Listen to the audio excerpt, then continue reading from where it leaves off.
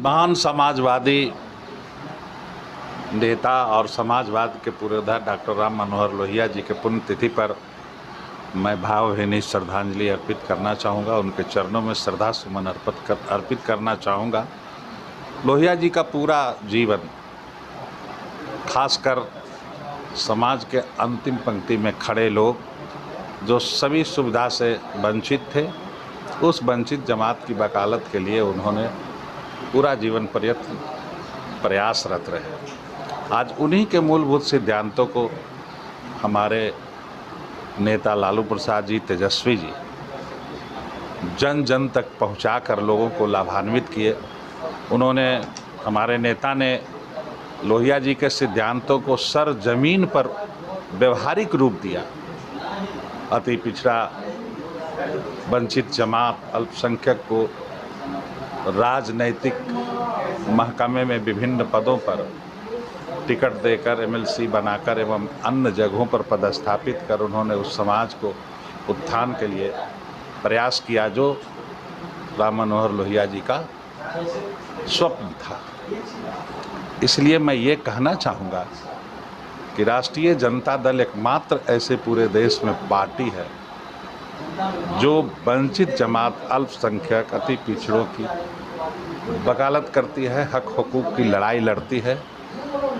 और यही लड़ाई लड़ने के कारण भारतीय जनता पार्टी जो केंद्र में सत्तासीन है, इनका दुश्मन है।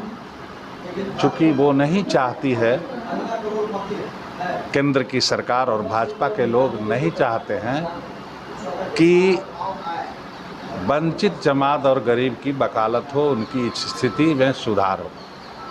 बात समझे?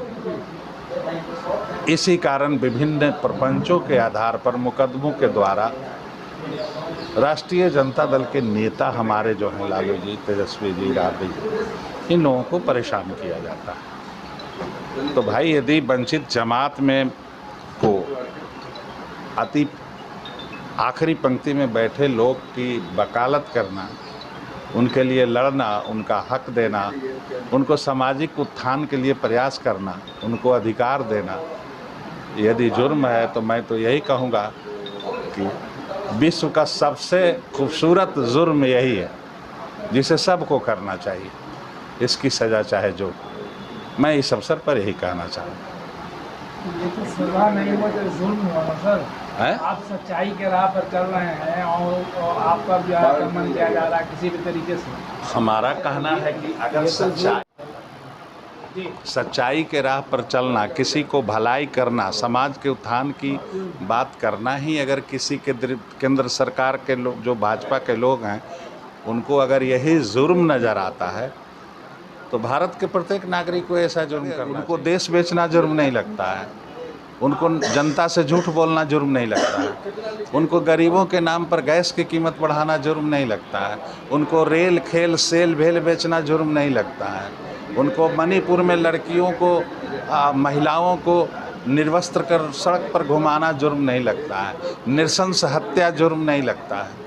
तो क्या किया जाए? उनको समाजवाद, उनको सामाजिक उत्थान, गरीबों का उत्थान, अगर यही जुर्म लगता है तो इस खूबसूरत जुर्म को हम लोग करते रहेंगे। जातियों को जानबूझ करके बना करके दिखाया गया है। नहीं, शुरू से देखिए, मैं इस चीज़ को सिरे से खारिज करता हूँ। और यदि इस तरह की बातें हैं तो केंद्र सरकार अपने स्तर से जातीय जनगणना कराकर इस सच्चाई को धरातल पर ले आए। एकमात्र इसका उपाय है। कहने की क्या ज़रूरत है? पूरे संपूर्ण भारत में वो करा ले जातीय जनगणना और इसको धरातल पर ले आए, क्लियर हो जाएगा। इसका जवाब यही। आपने गलत किया तो सही करके दिखला उसने तो विरोध किया ही।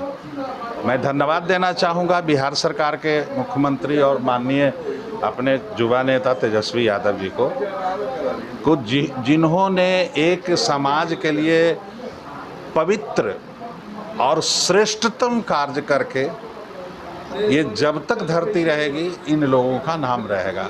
और मैं आभार व्यक्त करता हूँ कि राजनीति एक अलग चीज़ है, लेकिन क्या इस चीज़ को अगर दबे जवान से भारतीय जनता पार्टी में जो बैठे नेता हैं उनसे भी अगर पूछ लिया जाए कि जातीय जनगणना होना चाहिए, तो वो भी धन्यवाद उनके आत्मा में ज़रूर आवाज़ आई होगी कि तेजस्वी जी और नीतीश जी ने जो किया, लालू जी ने जो किया, उनको भी अच्छा लग रहा है। लेकिन वो करें क्या? आका के चलते कह रहे हैं कि गलत है। तो गलत है तो आप सुधार लीजिए, आपके हाथ में है, केंद्र में आप सरकार में है, आप उसको फिर से करा के सुधार लें।